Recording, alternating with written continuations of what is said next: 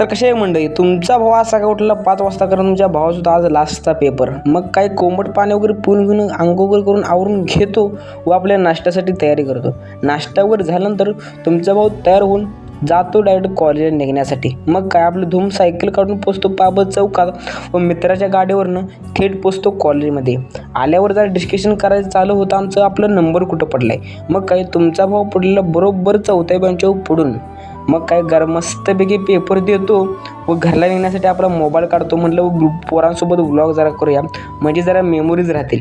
मग काय आल्यानंतर आपले पाबा चौकातलं धूम घेतो व थेट पोचतो आपल्या घरात व हातपाय वगैरे धुतो व गरमागरम जेवण करण्यासाठी बसतो.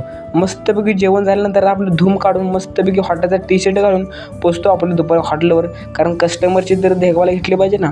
मग आल्यानंतर आपले बाकी सगळी कामं वगैरे आवरून घेतो व मस्तपैकी आपले भांडे वगैरे धुवून घेतो व आपलं काम होतं रेडी.